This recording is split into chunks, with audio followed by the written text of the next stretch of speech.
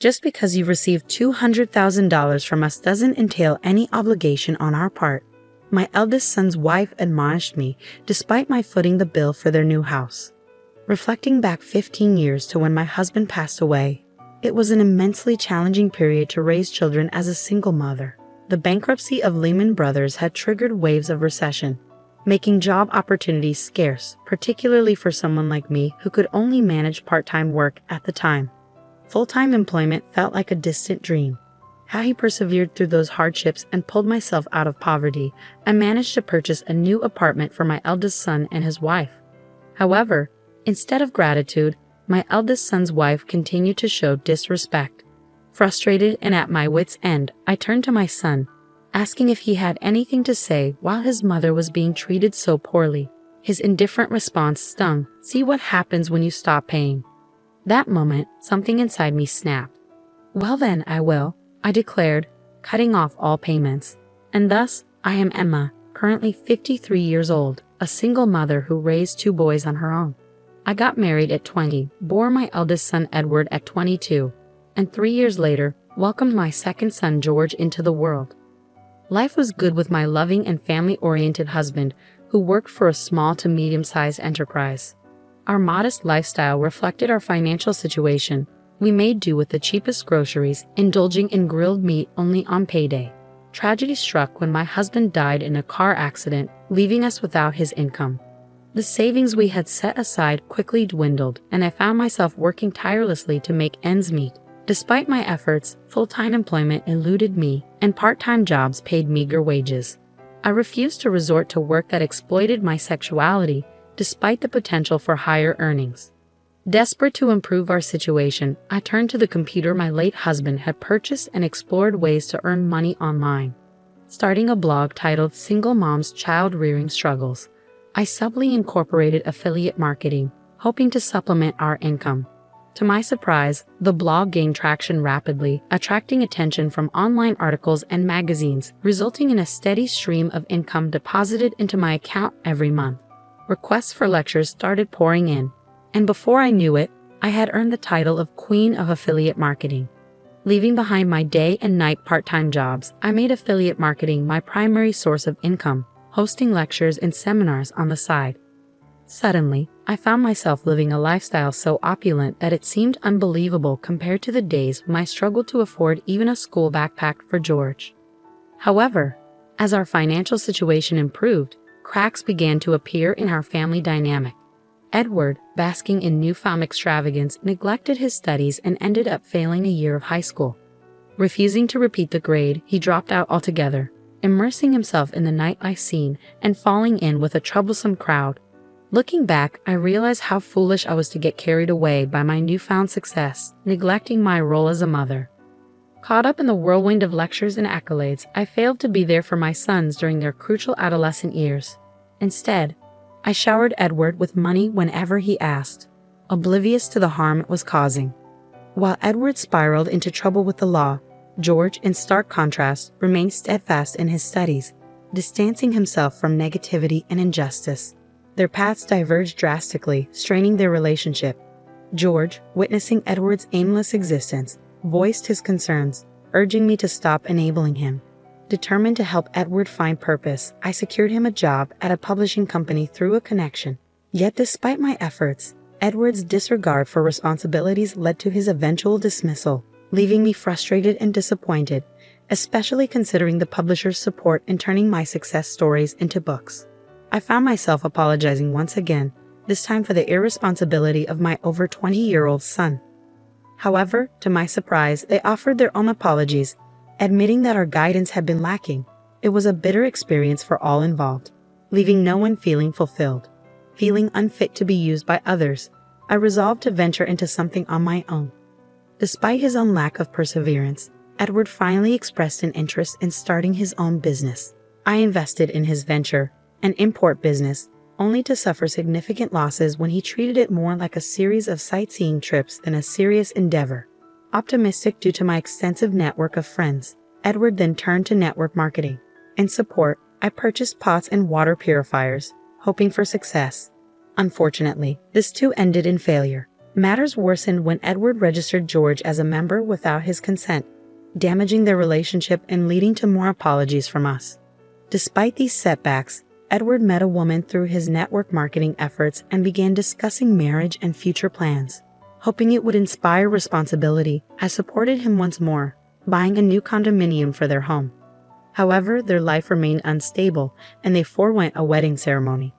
Their next idea was to open a wine bar in New York as a couple, and I provided the startup capital.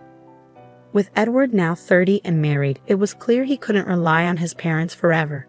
Despite previous failures, we decided to open the bar as a corporation, both holding representative rights. Despite my warnings that this was the final chance, Edward remained indifferent. He boasted about his import connections, but seemed more interested in nightly gatherings with friends than in running a successful business. Despite my efforts to guide him, his behavior left me speechless and disheartened, especially when his wife suggested marketing tactics to keep the bar afloat. As his mother, witnessing Edward's drunken antics, I couldn't help but feel a mix of disbelief and disappointment. His irresponsible words still lingered, but it was his wife's attitude that truly disgusted me. "My family is super wealthy, you know. Though I might not look like it, I'm from a good family. So I can help out if you're in trouble with money," she'd say, holding an empty wine bottle. Her favorite phrase. I had only met her parents once during the marriage introduction, and they didn't exude wealth. Her imposing older brother, Kevin, who seemed to be in charge, made a stronger impression. Edward's odd fondness for his brother-in-law left me uneasy. Months after the shop opened, it was hemorrhaging thousands of dollars monthly, depleting all the startup capital I had provided. Despite my efforts to cover the deficit, Edward and his wife remained unconcerned. Distraught, I turned to my younger son, George, for advice. Though he had been avoiding Edward since the network business incident, he listened kindly and promised to investigate. A week later, I visited the shop again. It was nearing month-end and rent and utility deadlines loomed. The shop should have been bustling, but it was empty except for Edward, his wife, and Kevin's group, all getting drunk. Approaching Edward, I calmly expressed my concerns. But before he could respond, his wife interjected, her speech dripping with entitlement. Her callousness was too much to bear. "You promised to work hard with Edward," I retorted, unable to stay silent. "What is this situation?" I couldn't understand why they spent every day getting drunk with Kevin's friends. Today, I decided to confront them about the situation. I didn't anticipate a satisfactory response from my clearly intoxicated daughter-in-law. Instead, it was my brother-in-law who spoke up. "What are you talking about? If you close the shop, it will only damage your own reputation. After all, you're a joint representative," he asserted, lounging back on the sofa with a domineering air, showing no respect for his elders or relatives. "You're just nouveau rich who doesn't know how to use money. That's why we're spending it for you," he continued, bombarding me with unbelievable words. Overwhelmed by his audacity, I finally became emotional. An exchange of heated words ensued, and I couldn't hold back any longer. "I'm the one who provided the money to open this store and for your apartment.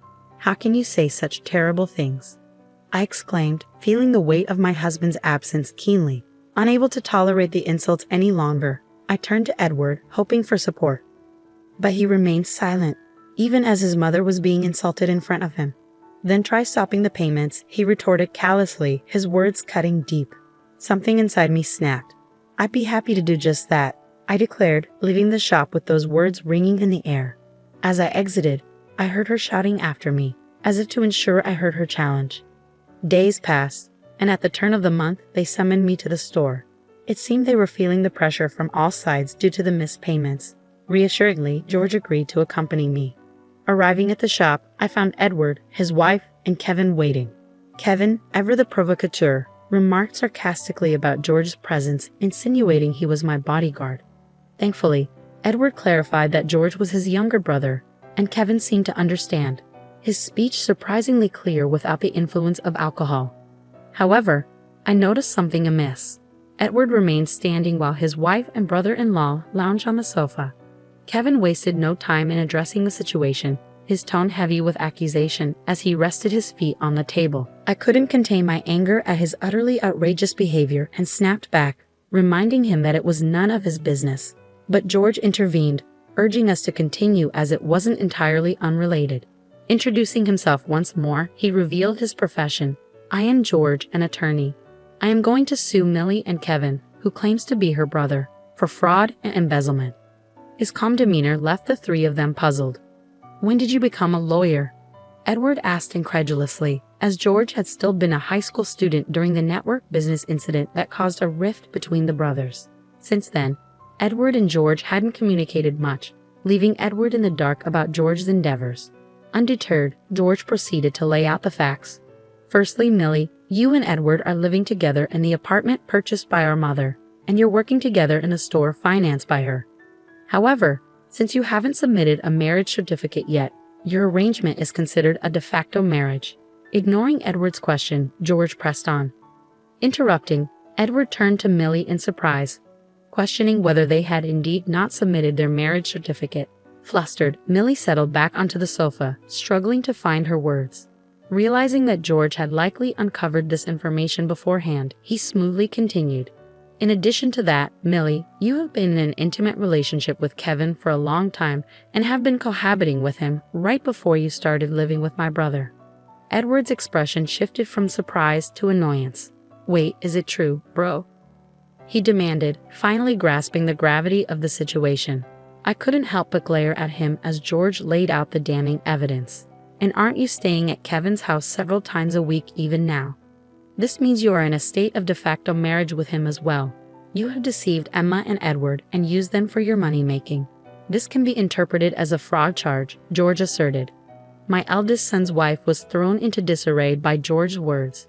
She turned to Kevin, sitting next to her, seeking clarification. Wait a minute. What does this mean, Kevin? Didn't you say that it wouldn't be a crime as long as we were just deceiving Edward?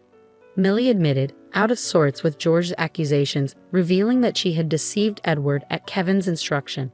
Her admission left me astounded by her simple-mindedness. George continued to press the issue. Kevin and Millie, both of you faked a relationship with the intention of earning money. Emma would not have bought an apartment if she knew the truth. So you owe her monetary damages, George stated firmly, leaving no room for doubt. Kevin, finally grasping the severity of the situation, radically changed his attitude and began to apologize, even prostrating himself in contrition. But George wasn't finished. Aren't you reselling the expensive wine you bought in this store on your personal website? That's embezzlement, and it's pretty severe, George pointed out, impressing me with his thorough examination of the store's accounts. As Kevin's past offenses came to light, Millie interjected, revealing that they were both currently on probation. George explained that probation sentences are cumulative, meaning previous offenses would add to the current one. Millie realized the gravity of their situation, understanding that they might not be free for more than 20 years. With evidence of embezzlement, fraud, and monetary damages, George made it clear that they needed to be prepared for the consequences. The weight of their actions hung heavy in the air as the reality of their predicament sunk in. I may not fully grasp the legal intricacies, and George's actions might seem harsh, but it's clear these are serious crimes. Finally understanding the gravity of their actions, the two of them bowed before us in silence. So I was a victim of fraud. Thanks, George, you saved me, Edward remarked, acknowledging George's role in uncovering the truth. However, when George announced plans for a civil lawsuit against them, Edward was taken aback, finding the situation too complicated to comprehend. Despite being one of the business associates, George sought damages for the store's losses caused by Kevin's mismanagement and warned Edward of potential criminal charges if he continued to turn a blind eye. As they pleaded for leniency, I realized George had been aware of Millie's actions since the network business incident. His dedication to justice and his meticulous investigative skills, honed while studying law and working at a detective agency, were evident. Despite his firm stance, I couldn't help but marvel at his growth from a bullied child to a capable adult. Ultimately, George chose not to press charges immediately, citing the statute of limitations for fraud cases. He observed their behavior, hoping for genuine reflection and change of heart, and change they did. Millie now works diligently at a nursing home, while Kevin dedicates himself to church duties as a priest apprentice. Even Edward, once a cause for concern, has distanced himself from his past associates and runs the wine bar with integrity. Their transformations give me hope for the future. Perhaps it's time to celebrate their progress with a launch party for the wine bar. And as I reflect on the twists and turns of this journey, I consider writing a book to capture the remarkable story of redemption and growth.